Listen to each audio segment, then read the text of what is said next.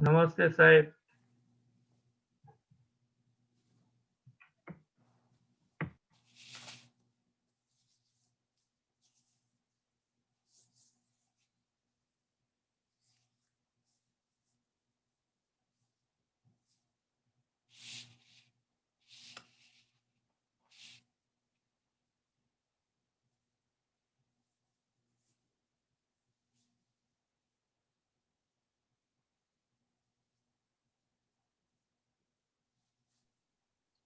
Unmute करवा दो क्या हुआ तो क्या तुम्हारे क्या ना तुम क्या Hello, Amrut Bhai.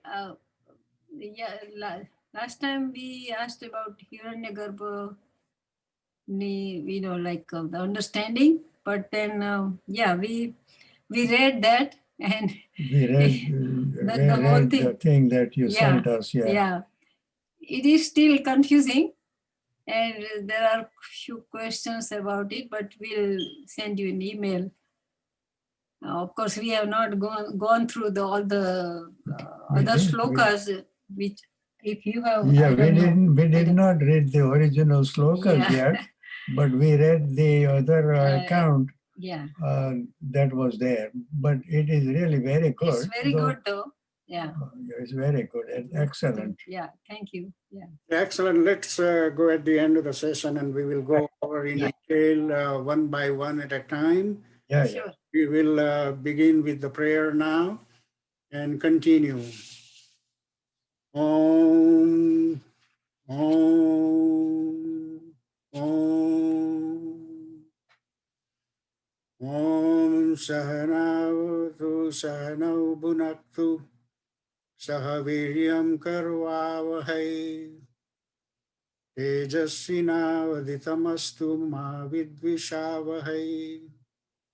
Om Shanti Shanti Shanti. Just to kind of remind the Sanskrit friends that all of this verb in these stanzas, avatu, bunaktu, all those kind of karvavahai, they are imperative form. We have not gone through them, but the first assignment is building for all that type of thing. But I'm just kind of reminding this thing that will come, and we will talk about that. After that background, we will go over these prayer stanzas as well as few of the Gita stanzas for our understanding that how those things are used. And once we anchor with those logics, I think we will be in motion. So right now, you just relax and see how things are moving on. And I will not jump into any new things until everyone has the solid background of this basic thing. Let's move to the prarthana again. Akhanda mandalakaram vyaptam yena characharam tadpadam darshitam yena tasmai Sri Gurave namaha. Ajnanatimirandasya gnananjana shalakaya Chakshurunamilitam yena tasmai Sri Gurave namaha. Gurur Brahma, Gurur Vishnu, Gurur Deva Maheshwaraha. Gurureva Param Brahma, Tasmai Sri Gurave namaha.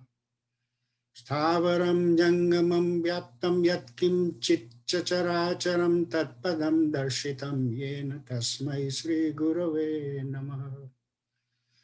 Chinmayam Vyapityata Sarvam Trilokyam Sacharacharam Tatpadam Darshitam Yena Tasmai Sri Gurave namaha.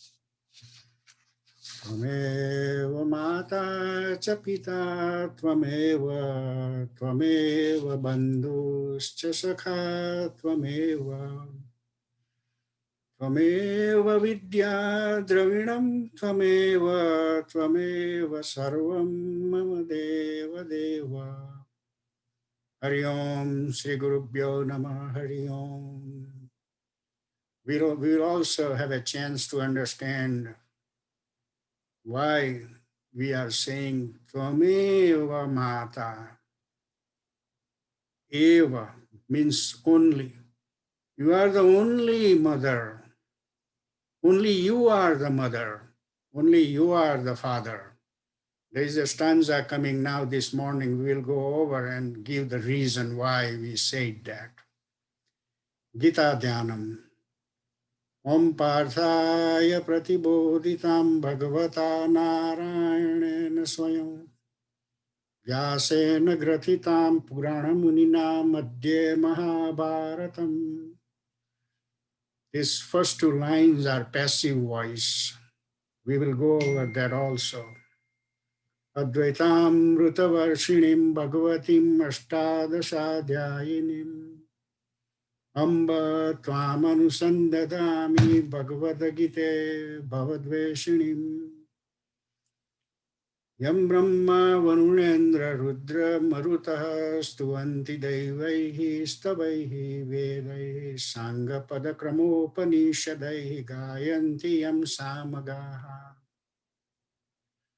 Dhyanavastita Gaten manasa pashyanti yam yoginaha yasyantam na viduh surasuraganaha devaya tasmai namaha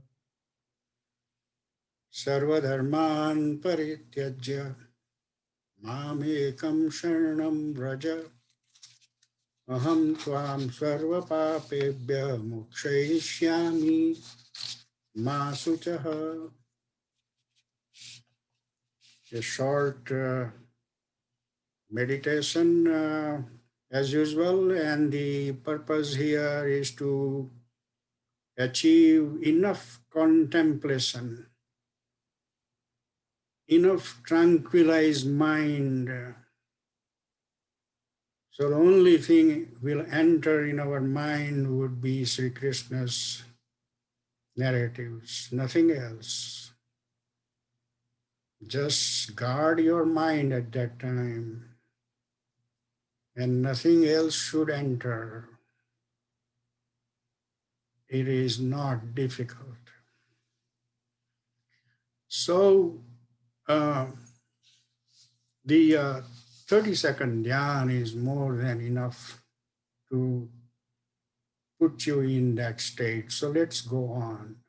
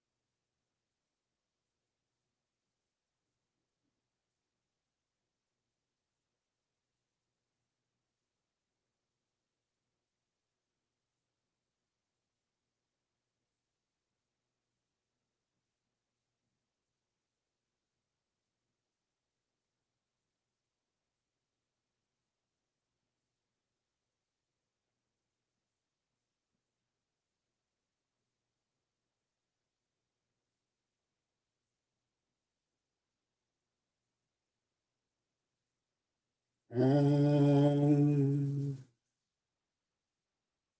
Om. Om.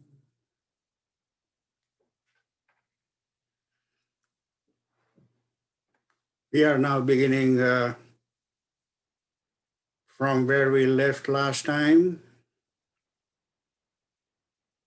I put stanza 11 in the parking lot. I said I will come back in the following session, and that is where we are. However, before we jump to 11,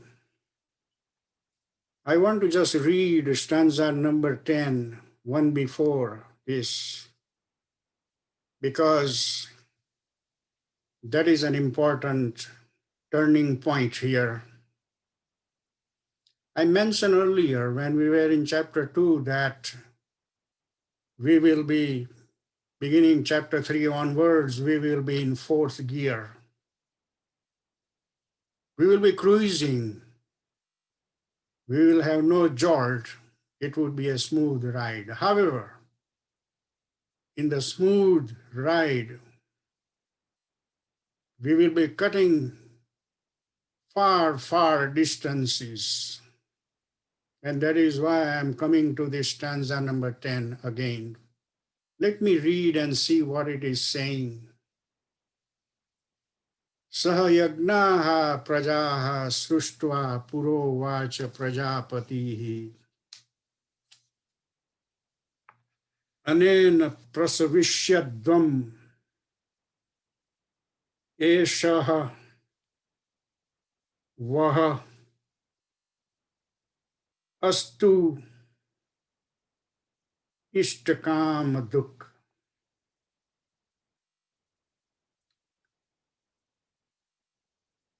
Creating this universe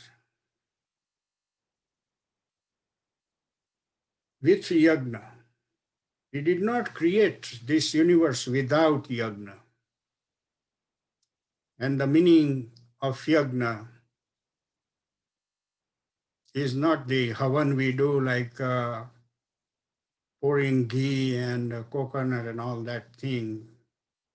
This yagna is related to our karma, the action we do every moment.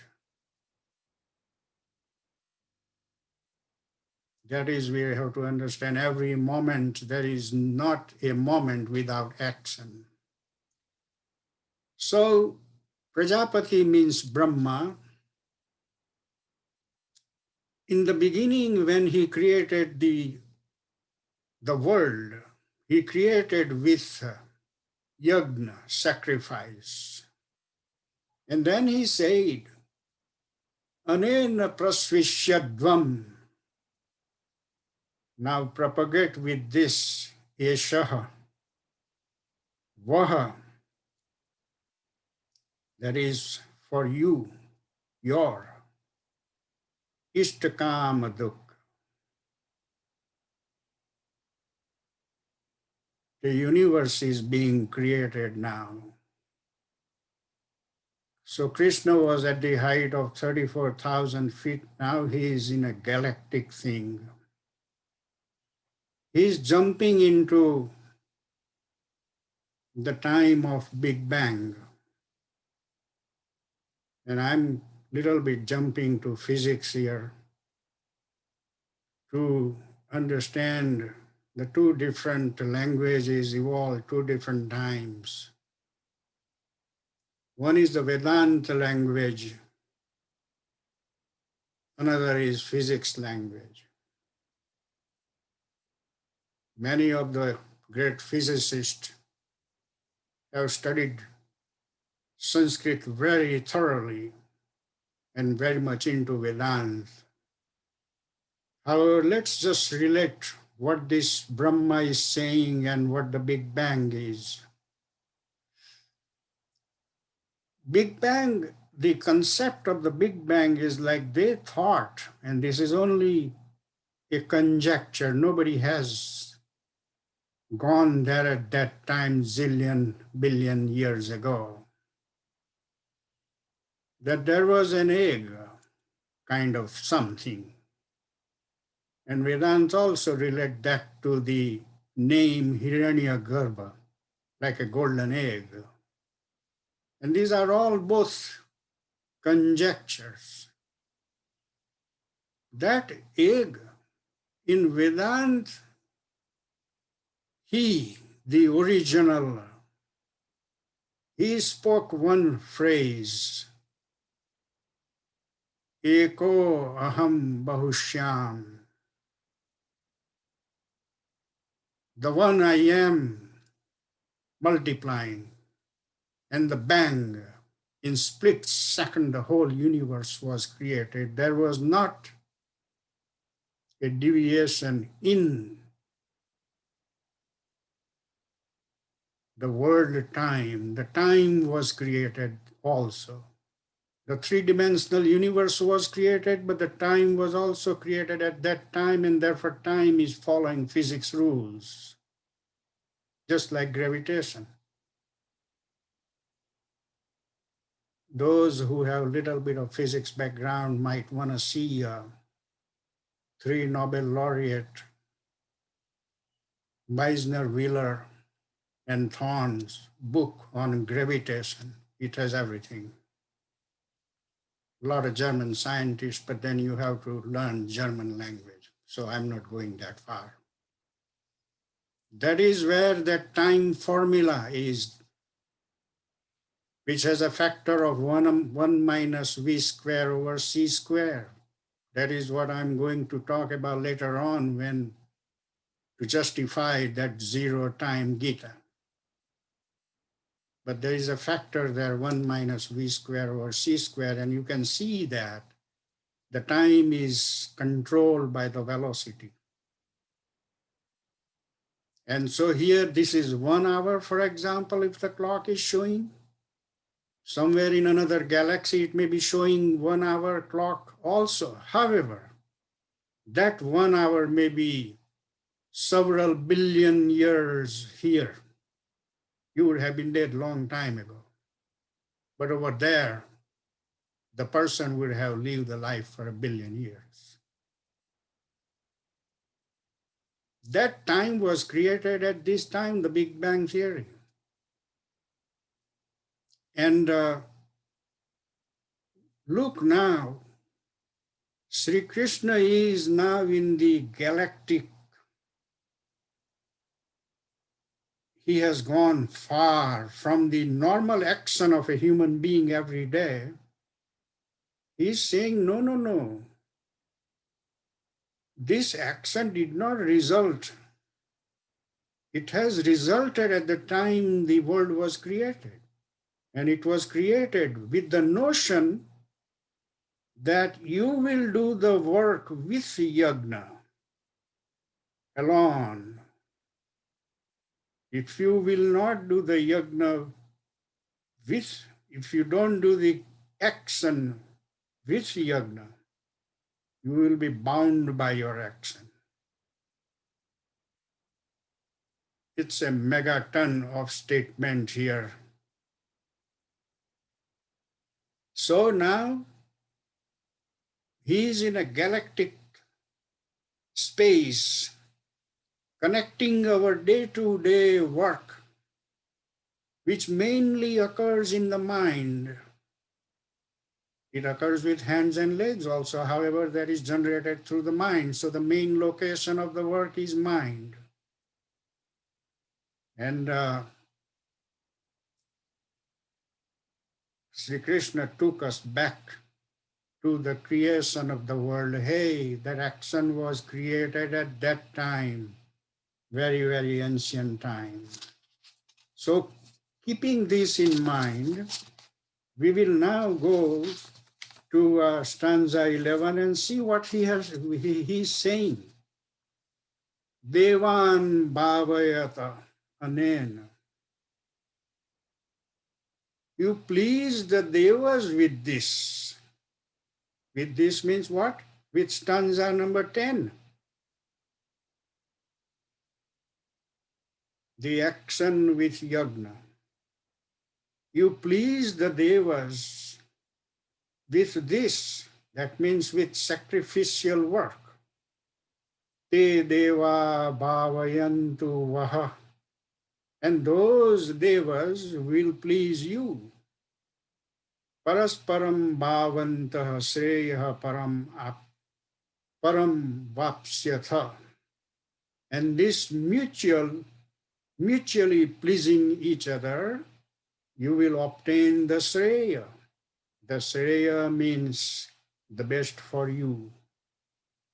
So look what is to be done, and by doing the appropriate thing, what happens, he is telling that also. He is not talking in vacuum.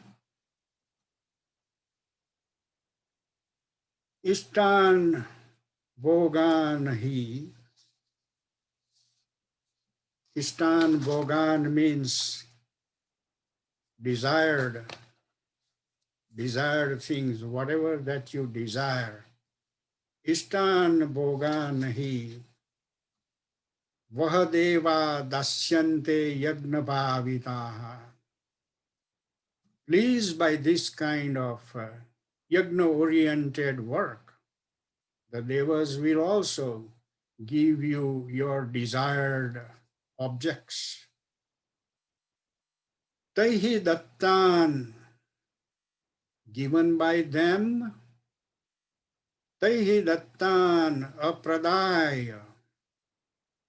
Taihi dattan means they are giving you, but apradaya means you don't return that. Ebhyaha yaha bhunkte stena eva saha. Whatever is given by them, if you don't give them back, then you are really a thief and you are eating like a thief.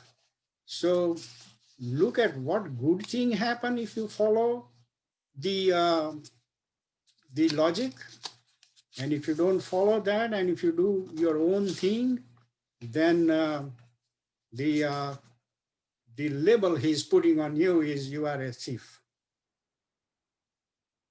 Stanza number 13. Yagna sishta shinaha santa. Santo, it is santo, but in Sunday it is santaha. Muchyante sarva kilbishaihi. Whoever enjoys, the literal meaning of yagna sishta shinaha is leftover from the yagna. I don't translate that way. But after the yagna, whatever comes to you, that is yagna sishta shinaha. Santaha muchyante, the right person, the righteous person, means who is doing everything in the right manner. Santaha muchyante sarva kilbishaihi, from all the sins of the life and previous lives are that way cut off. Muchyante. Bunjate te tu adam papa ye pachanti atmakaranat. But those people who are only, the literal meaning is cooking, pachanti, but whoever is preparing, doing, and using everything for themselves, they are really the Adam. The Adam means sin. They are sinful people. So he's kind of giving the warning also. If you do that, devaha bhavayanti.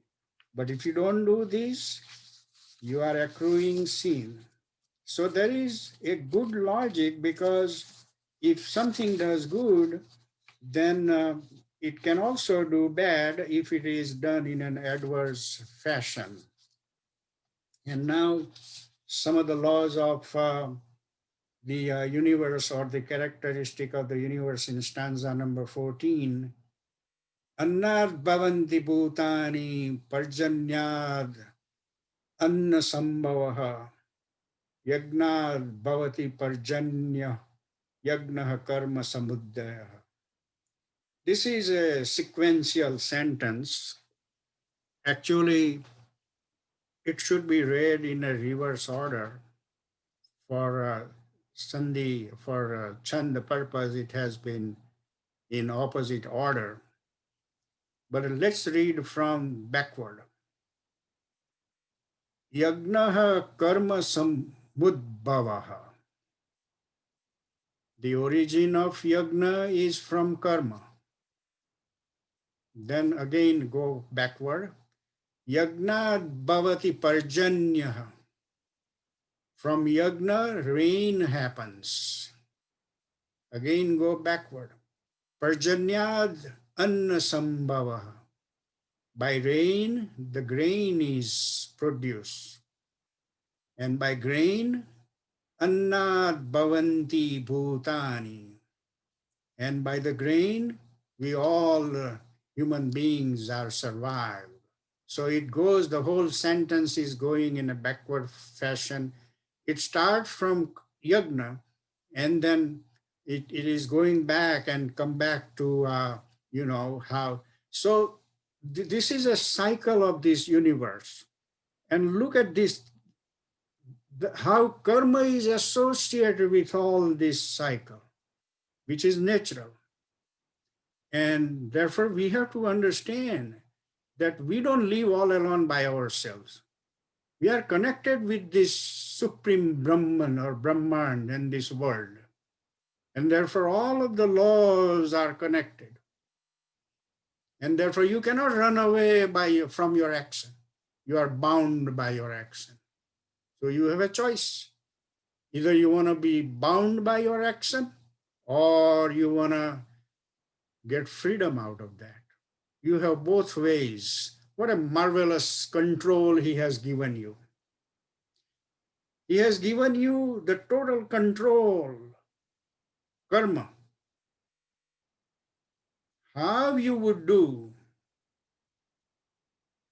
would determine whether they are cutting your sins or they are increasing your sins. So don't blame anybody. You are the one who is in a driver's seat. What a marvelous authority.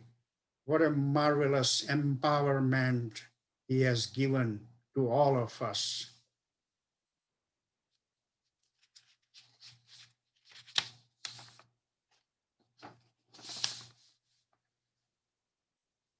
Now this one is also another connection coming. Karma Brahmo Udbhavam Viddhi Brahma Aksara Samudvam Tasmat Sarvagatam Brahma Nityam Yagne Pratishtitam. This is an unbelievable stanza here that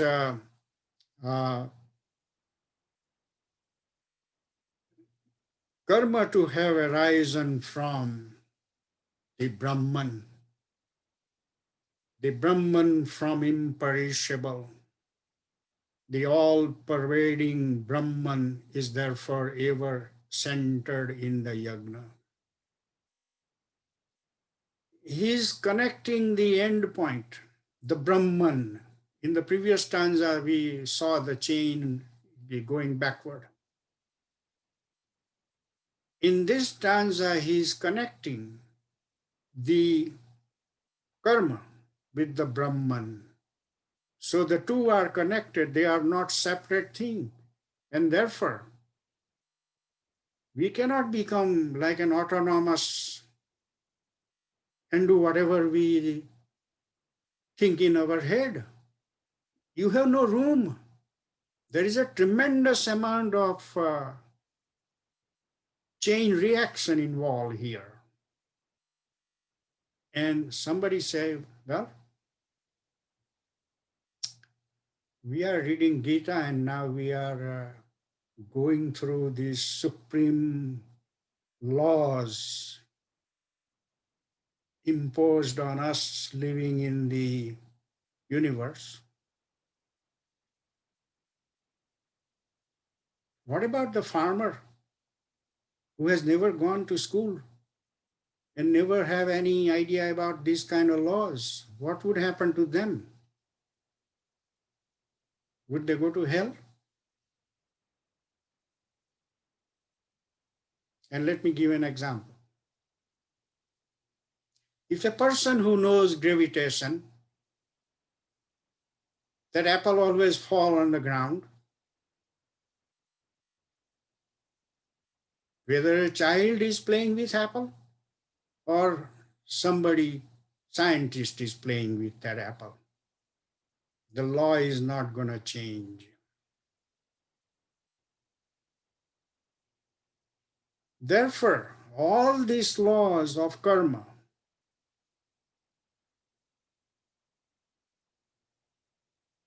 are carved on a golden plate.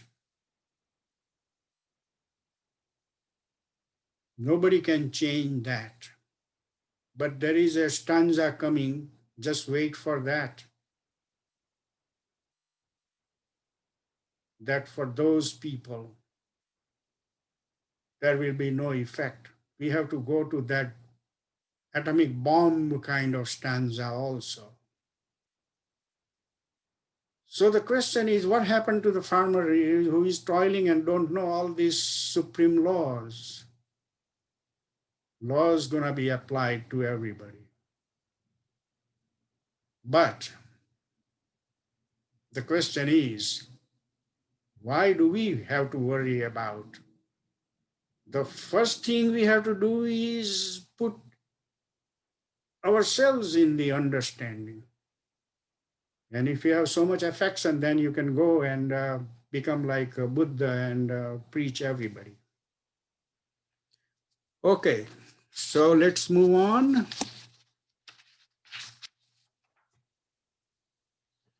Evam pravartitam chakram na anuvartayati iha. Na anuvartayati iha. Not following here. Na means not. Anuvartati means follow.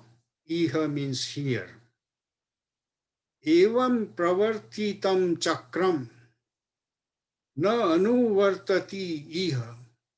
Yaha adayuhu indriyaramaha mogam partha jivati.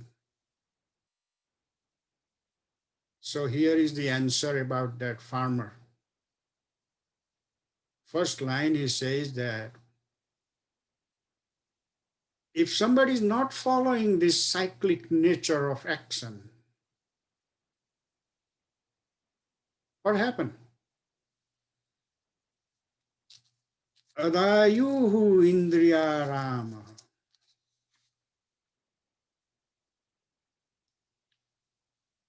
Adayuhu, living in sin. Whoever is not following this understanding of the cycle means karma is attached to Brahman, the vast majority, the universe, and is living on their own kind of thing without much understanding.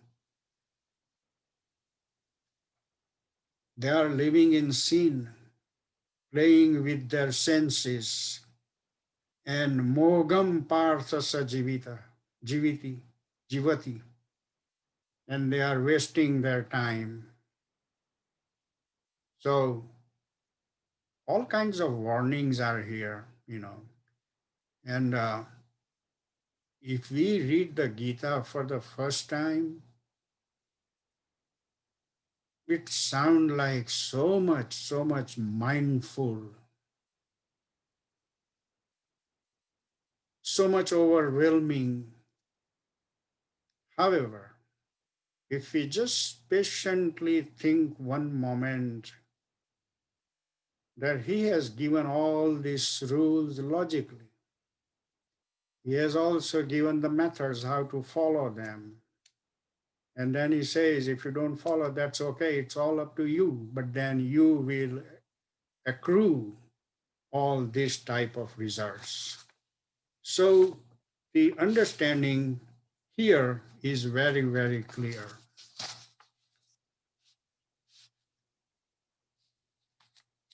We are moving on 17 stanza.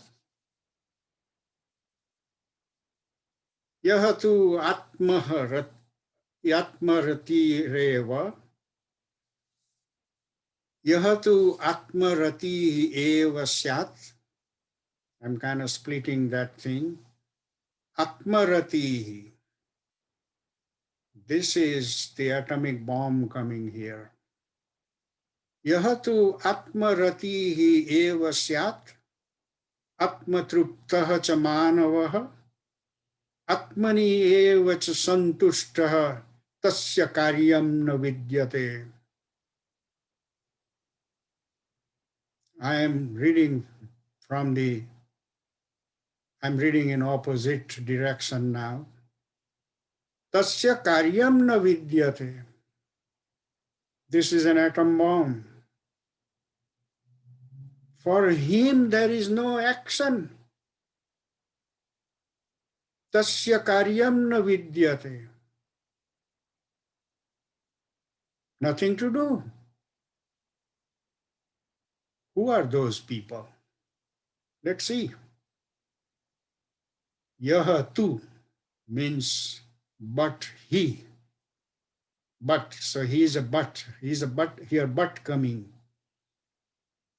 After all those previous stanzas, now he is saying but. Atmaratihi, Atmatruptaha, Atmani eva samtushtaha. There are three adjectives he is using, not just one. Instead of one, he is using three adjectives which have the same meaning though. But he's three times, three different ways he's saying Atmaratihi. One who is playing in Atma only. Means his playground is Atma only. You may ask, how do we play in Atma? We haven't seen our Atma. A very good question. Then we should really ask ourselves, oh, then how do I become Atmaratihi? Find the ways. Atmatruptaha. There is no desire now. Trupta. Very well satisfied.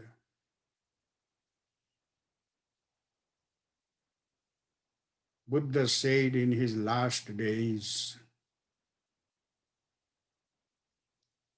I will never be now in any mother's womb. Oh my God, what a level of guts he is showing, that I will never be again born. Why? Because he is already samtushtaha. So to find out the true meaning of these three words, we also have to search for different people who have achieved this kind of things. So what he says is, he who does not follow on earth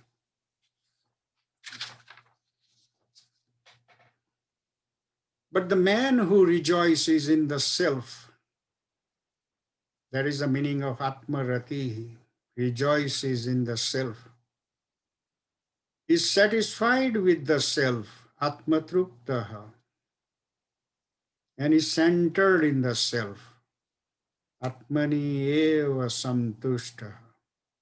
For him, definitely, he says again, definitely, there is no work. There is no duty. He has nothing to do. Again, he is going back to that Advaita philosophy. One who has perceived and felt the Advaita, only that kind of personality will be Atmaratihi, Atmatruptaha. Because he doesn't see the object now. There is no dual, there is no second. So there is nowhere to go for pleasure. except in the soul.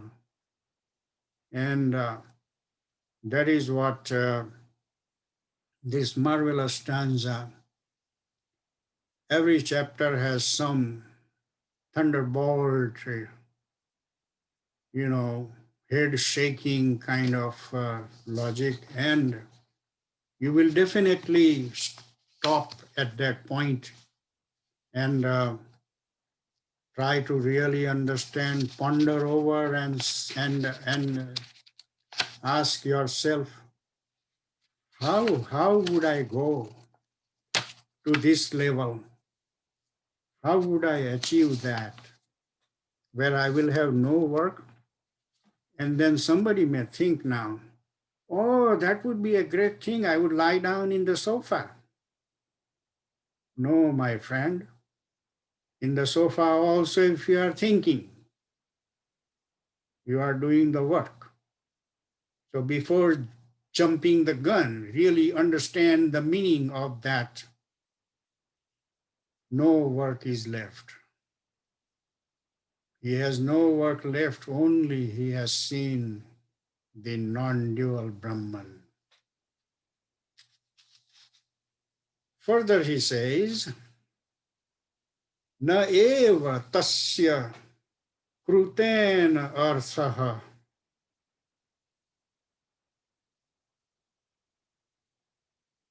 For him, there is no meaning of any work. Na akrutena iha kaschan, not even non-doing. So doing or non-doing, that has no artha here. No support, no meaning. Nacha asya sarva bhuteshu kaschid artha vyapasrayaha. Not only that, but nor has he to depend on anybody for anything. Totally independent. That is why so many in ancient time, the tapasvis, they were in the caves, never come out, and constantly doing the tapascharya. This country was really amazing. When the Western world put the ability of the mind and develop all the sciences, our ancient mind, they opened their laboratories in the caves and they come up with the marvelous Jnana.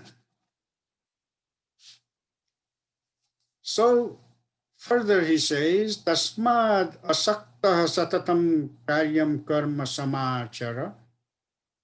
Therefore, hey, tasmad means therefore. Asakta means without any attachment, without association. Satatam means don't stop. Karyam karma samachara.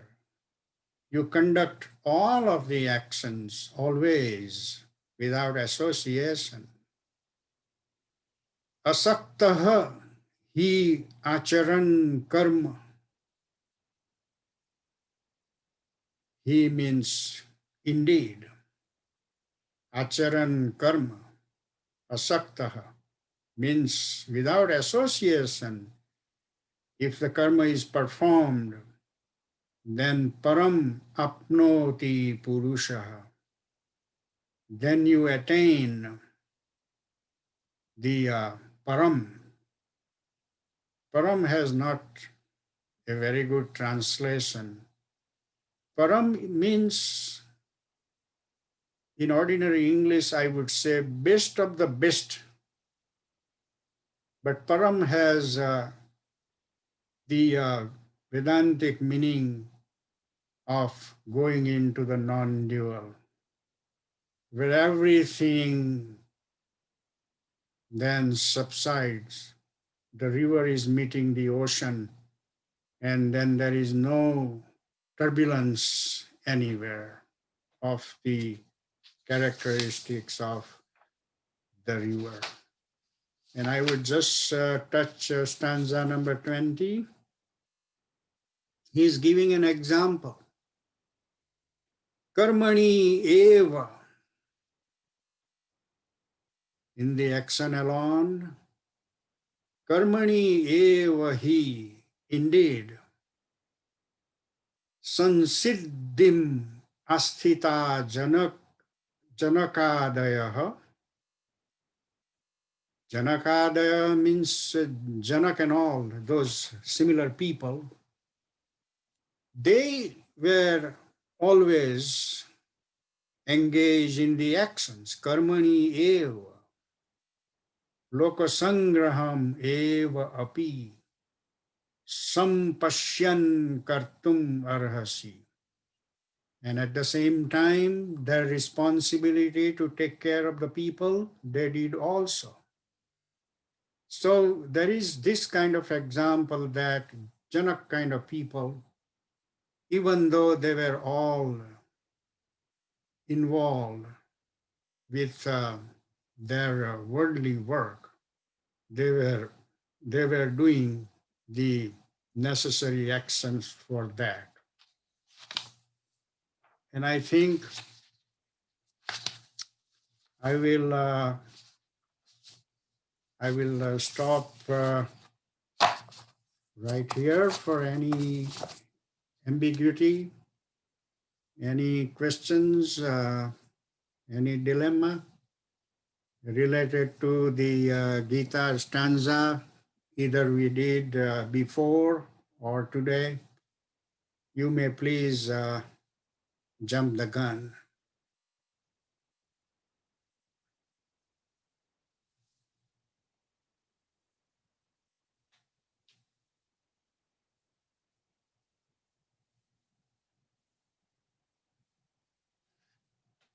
So look like nobody is going to ask the questions here.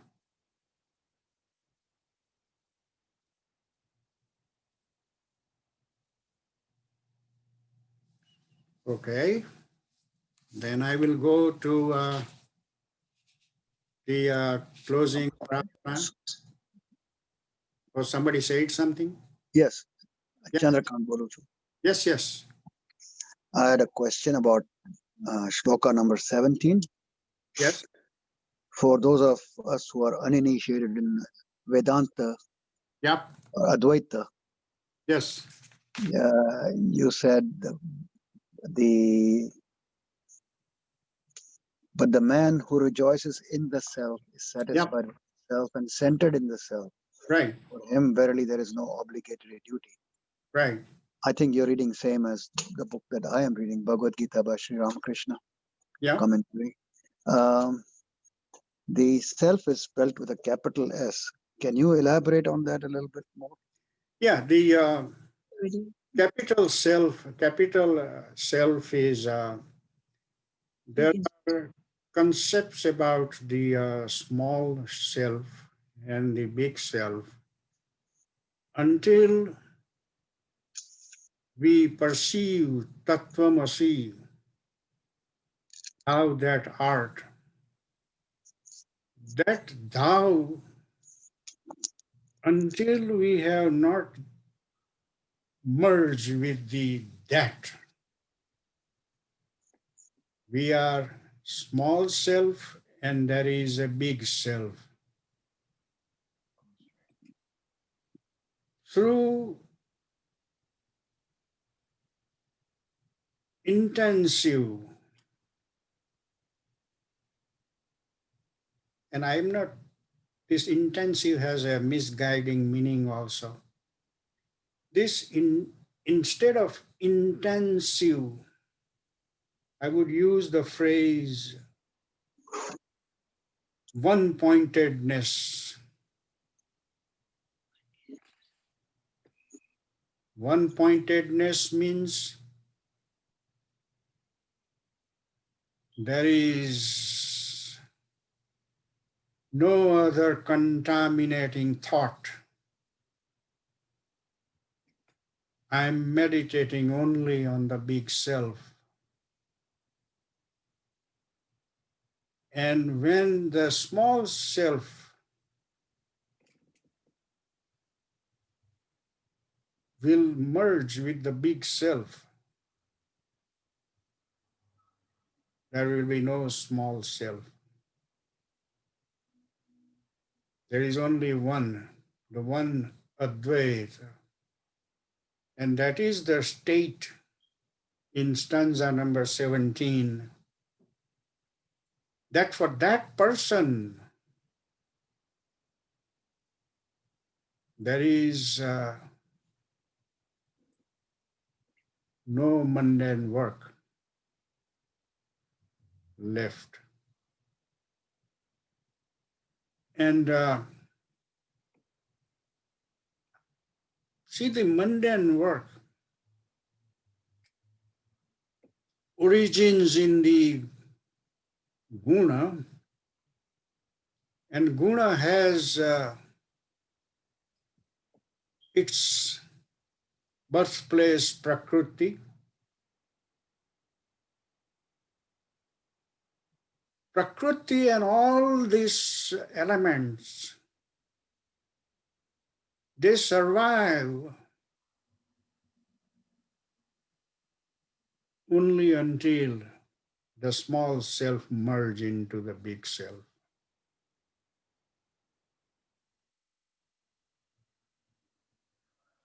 So the idea is, and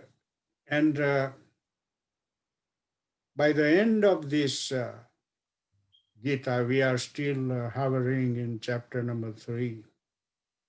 But the purpose of Sri Krishna,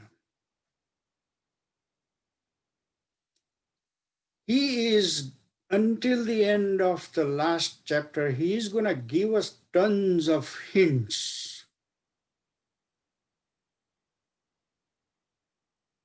But by the end of this Gita,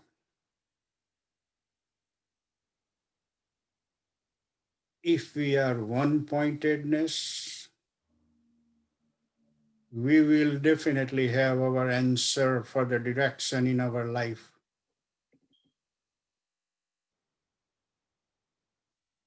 That is absolutely true.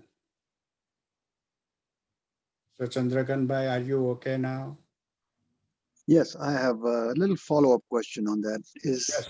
the big self, S, with a capital S, Yeah. is that the same as Brahman?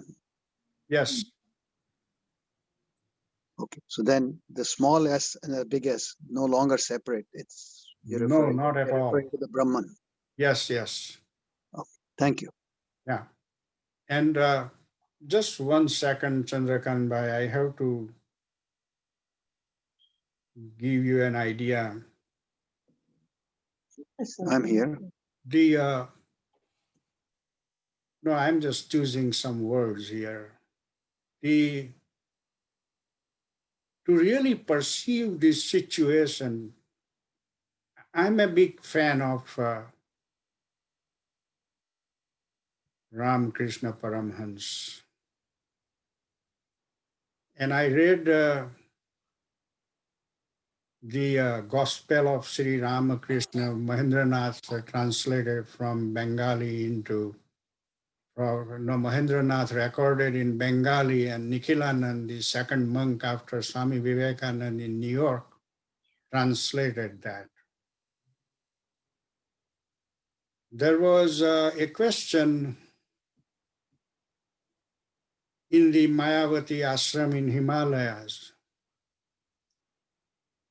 that if we read English version of this gospel, because Ramakrishna had a very unique Bengali language, he would here and there speak bad word also to hit the meaning.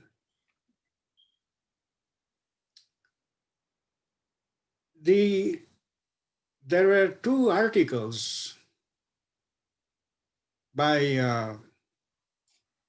Swami Atmagnananand, in the January issue of January 2018 issue of the magazine they publish monthly, there is absolutely no deviation. If somebody still want to read in Bengali, they can learn Bengali. So I have started learning Bengali myself right now. But why I am giving this example? One time they were sailing, crossing the river, and there was flood. And all of a sudden, Ramakrishna went into Samadhi, and those people moved with him. They knew that he would have the Samadhi any time. And in that case, a couple of guys would hold him tight and then gently lay him down. So for about half an hour while the boat was crossing the river, he was lying in the boat in the Samadhi state. That is what the small self and the big self. The small self was not there. And when the small self is not there,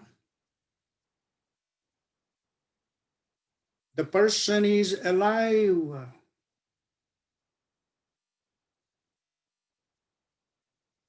But his heart has stopped. There is no pulse in his hand.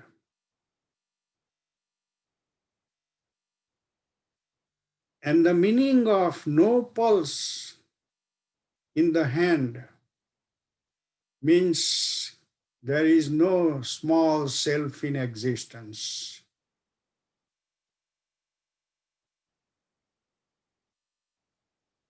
And this has been for the whole life of Sri Ramakrishna. The first time when he went into Samadhi, he went for 6 months. Somebody may ask that, hey, when the person has no pulse, no heartbeat, he's considered as dead, and the dead body starts stinking. No, in this case, the body never stinks. How? Yoga kshemam vahamyaham. He has said that. He has promised yoga kshemam vahamyaham in one of the stanza, will come in the Gita later on. I will take care of him every respect. Yoga kshemam vahamyaham. He doesn't have to worry about. He doesn't have to worry about his pulse. He doesn't have to run to doctor. Yoga kshemam vahamyaham. So the entire Gita is about Advaita, and it is no joke. It is the real thing. And the challenge is ultimately we have to go in that state. And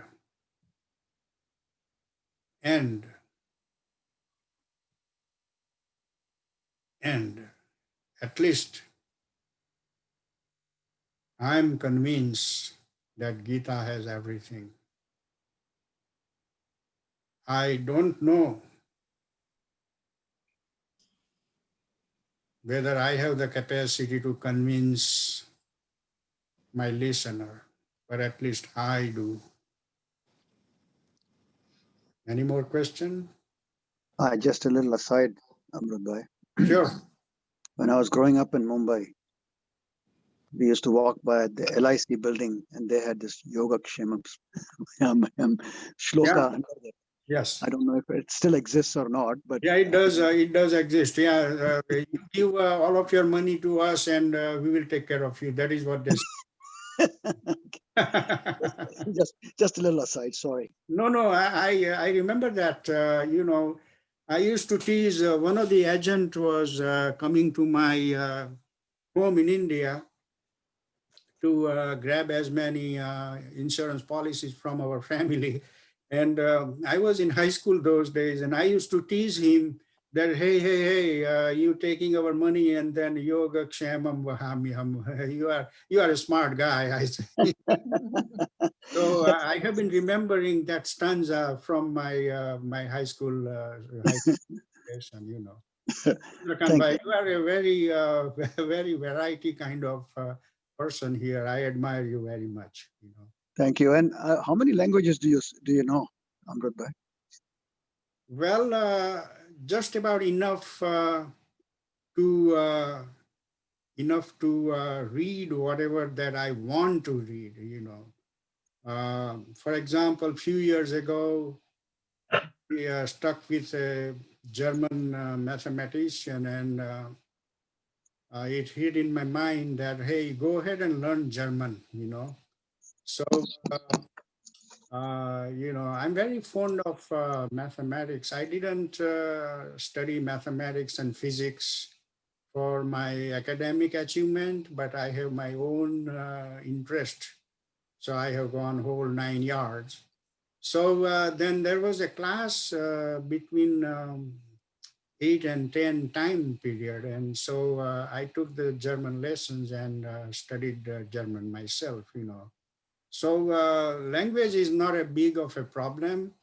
And I don't learn through grammar. I just read, and it just kind of come to my head. So that that is how I have been progressing myself. Yeah. But I really enjoy Sanskrit and German and Bengali and so forth. Not a problem kind of thing. Yeah. Thank you. I'll give others to ask chance to ask a question. Sure. Amrut bhai, Yeah. namaste. Namaste. When I was growing up, we had a record sung by Lata Mangeshkar, chapter 15. In that, towards the end, Krishna is saying to Bharat, that is Arjun, the line that stands in my mind when I listen to this Shloka 17 is that the master, the servant, and the instrument of service, they are all one. When you attain that oneness, then you are at peace. And then you have attained the supreme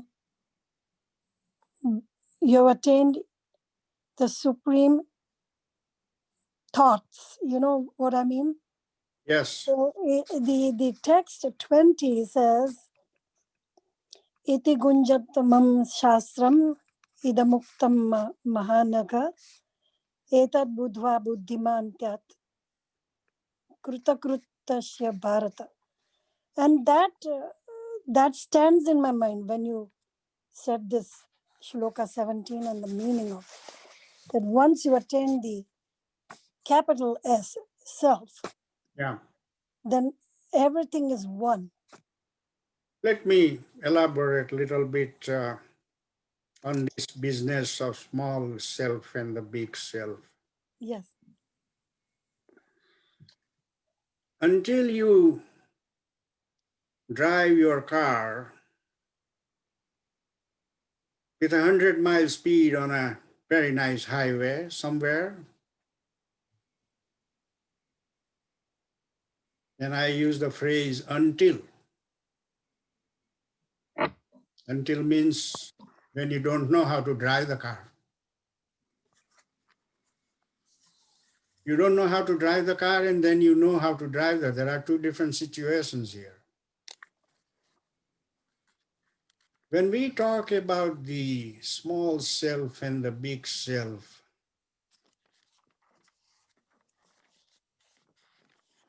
I want to give you a homework, all of you.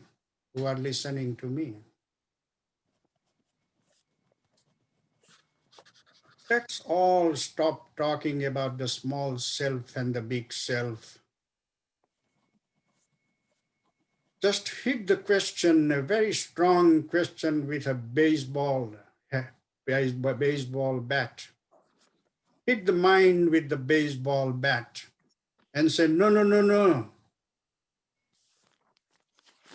I want to see that big self. Just do that one time. One time you do that. Your mind, you will have to begin from your mind. That is like a darwan. Andar jawad nahi lene. Your mind is a darwan, very strong, powerful.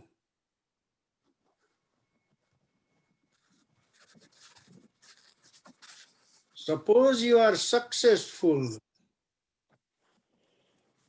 crossing the mind.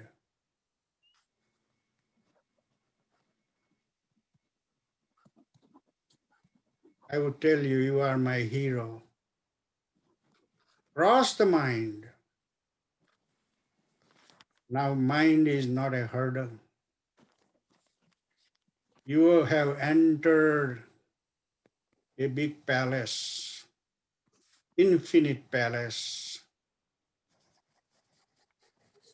What I'm taking you is from non-driving knowledge through driving knowledge. Go, keep going.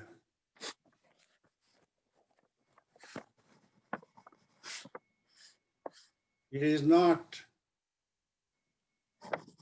you may ask me in the middle, say, but how would I go? Don't ask me those kind of questions. I would just say, just go.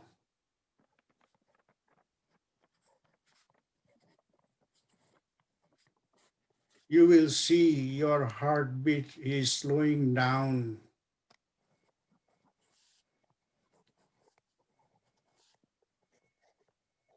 You are going to lose your guts because you are knowing that the heart is going to stop here and I may have the heart attack, or I don't know what will it be because you never had the experience.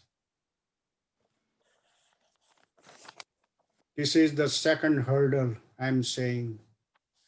You have conquered the mind, but the second hurdle, the mortal fear of dying, are you able to cross that? Are you really able to cross that? And this hurdle is mega times bigger than conquering the mind. You have done that part, my hero. But this one, the heart has, the bits have almost getting down to zero now.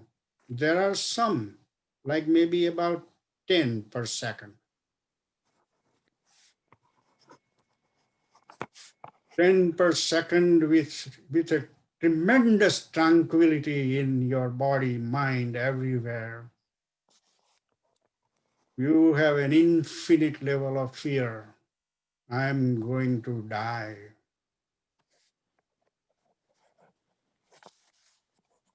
And I would stop right here. I would stop right here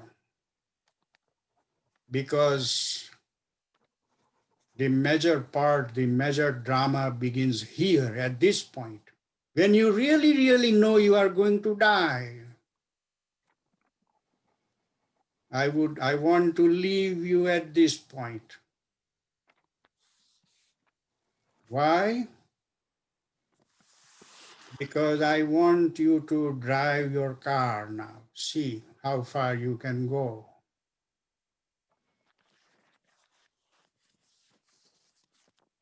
it is not a joke. It is because,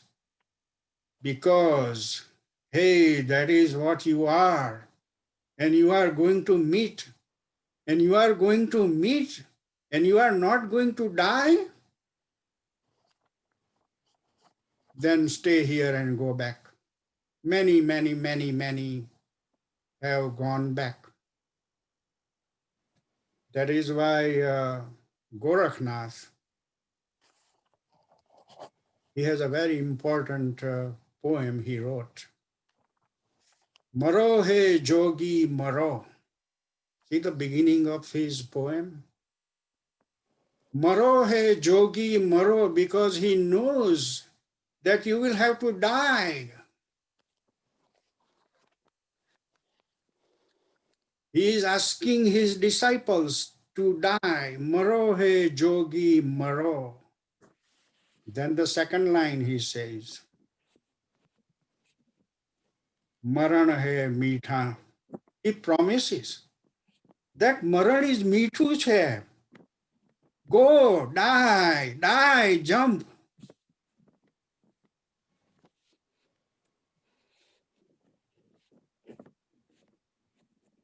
So I'm just giving you the clue that this is what we are looking for in the Gita. We are not just going stanza after stanza.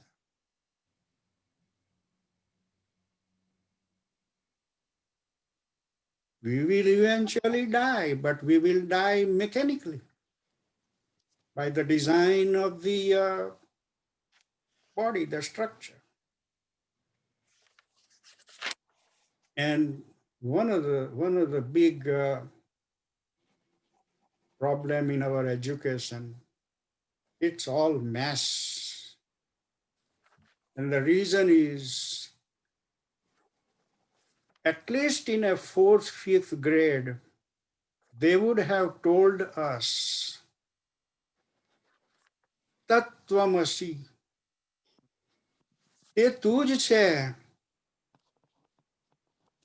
thou that art. I bet out of 10,000 kids, one would have pursued that path. No doubt about that. But no, our families, friends, oh, tu engineer થયેલો છે, oh, tu doctor ક્યારે થવાનો? Doctor થાય, engineer થાય, everything is, and one of the big problems, if you see the example of Siddharth, Mahavir, they were at the culmination of Vaibhav, Samruddhi. They had everything. And still they left. So the reason I stretch this is to show you what are the ways and what happened there. Maro he jogi maro. Now you are here, but now you maro, you know. Are you ready to die? Not that somebody is asking you to jump from Potomac River bridge into the river. That is not the thing here. You are still in a comfortable room sitting and doing yoga, and now your heartbeat is going down and probably your heart will stop. But that will not happen without the consent of this small self. Consent. Because there is only small self and the big self, and the barrier is the death.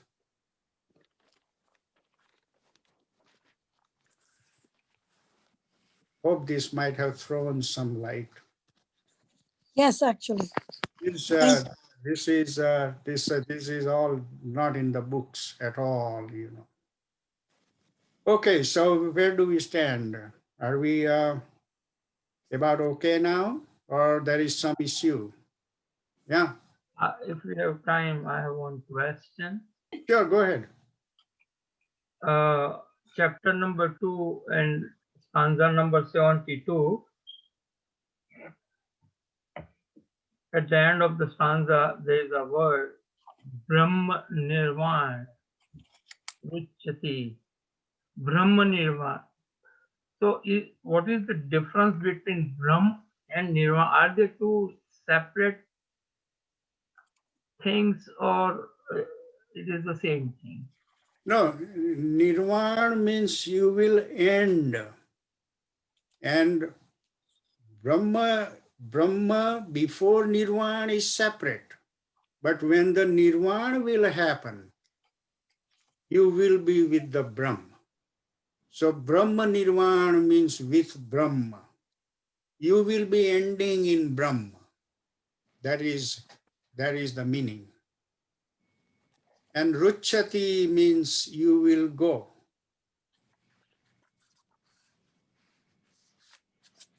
Thank you. And how this thing will happen? He's promising in that stanza that even at the time of your death, you will have no delusion. So if you have no delusion, where would you go? That's the only place. When all the delusions are gone, that's the only place. So it's a big, big, big promise. There are a lot of promises in the Gita coming. I tell you, not just one, you know. And he's not using the language of Gorakhnath, like Maro He Jogi Maro. He doesn't say that also, you know. He's kind of giving everything in a sugar-coated fashion, you know. So very enjoyable kind of thing, you know. Yeah. Okay, yeah, go ahead. Uh, I'm going back to what we talked about, the small self and the big self.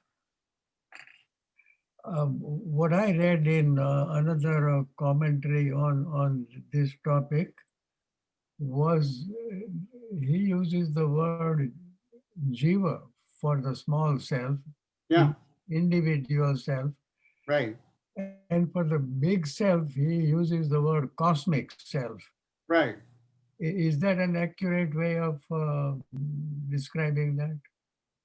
No, there are different terminologies, you know, and that is how they have learned from their guru or whatever, but they mean the same thing. Right, okay. One of the big thing, let me tell you, I'm not saying please don't read the commentary, because in the beginning you have to. But eventually, when you will go through only the Sanskrit language, what will happen is all will be translated in your language, not the commentator language. Right. So even though you learn, even though you read those phrases, it will go in the head according to your, not language, but understanding. You know, Perception. that is the real main part. And what happened as a result, let me tell you this thing. Jesus spoke one thing, Muhammad spoke another thing, Sri Krishna spoke another thing. And I have the habit, every time I go to a hotel, and when I was working, I would go like once a week in some hotel.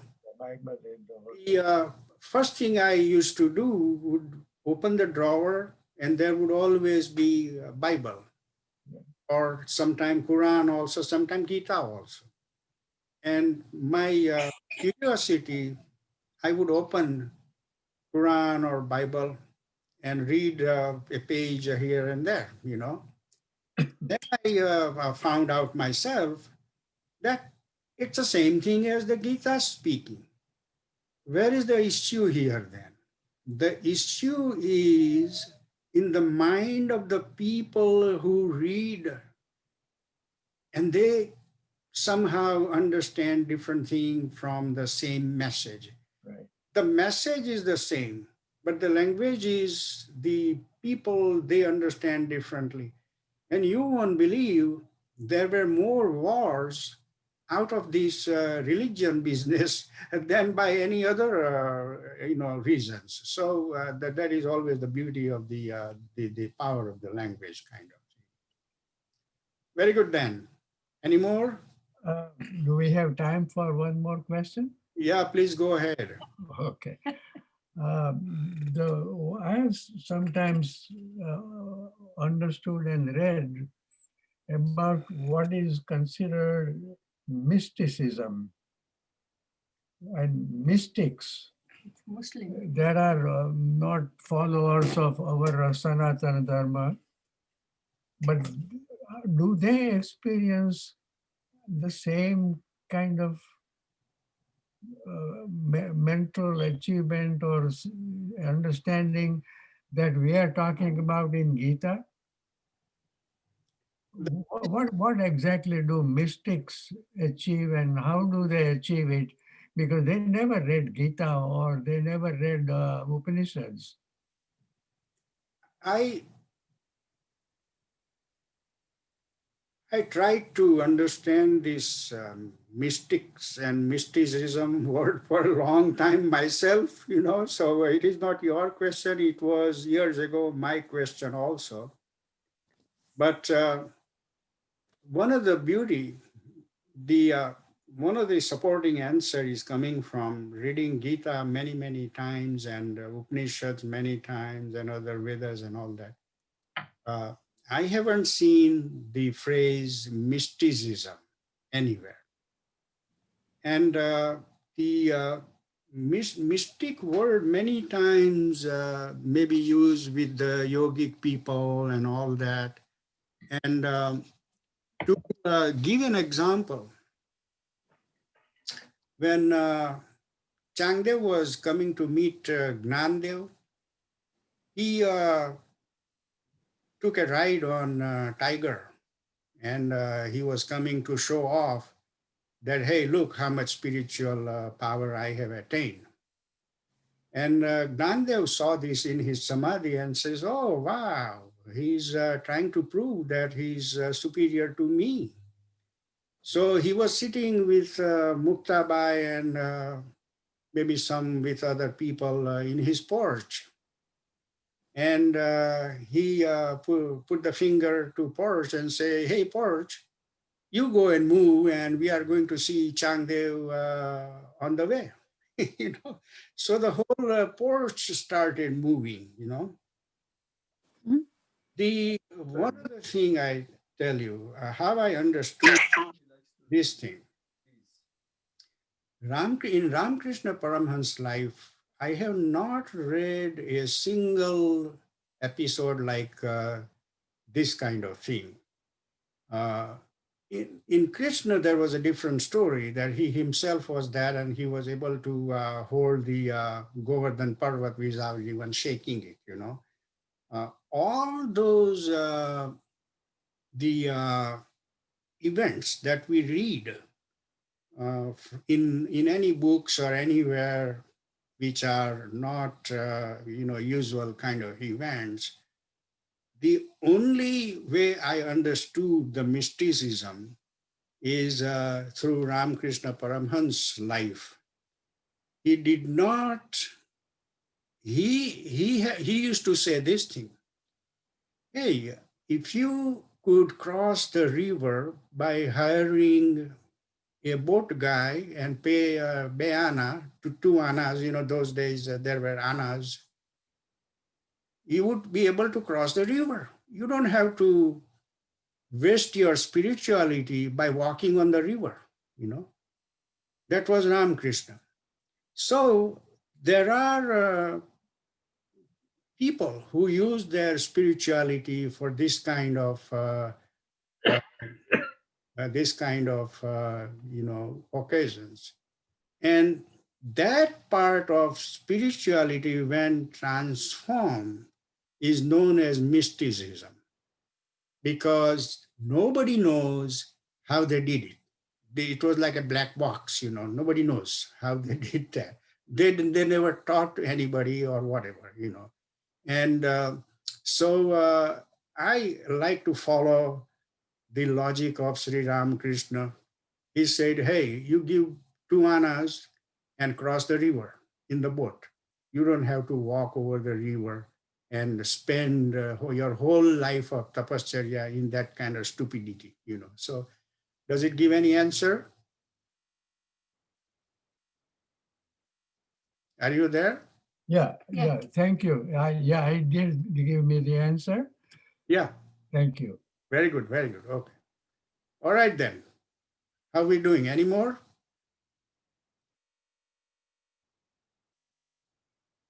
No more, look like. All right, then I will go to our closing prayer. And after that, the Sanskrit friends can stay for a few minutes, and we will keep going on. Om sarve bhavantu sukhinah sarve santu niramayah sarve bhadrani pashyantu ma kaschid dukha bhag bhavet.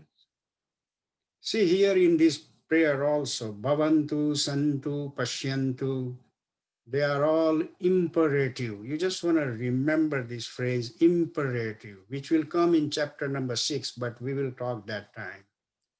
Asatoma sadgamaya tamasoma jyotirgamaya mrutyorma mrutam gamaya om purnamadaha purnamadam purnamidam purnat purnamudachyate Purnasya Purnamadaya Purnameva Vasishyate. Om Shanti Shanti Shanti. Hari Om Sri Gurubhyo Namah Hari Om.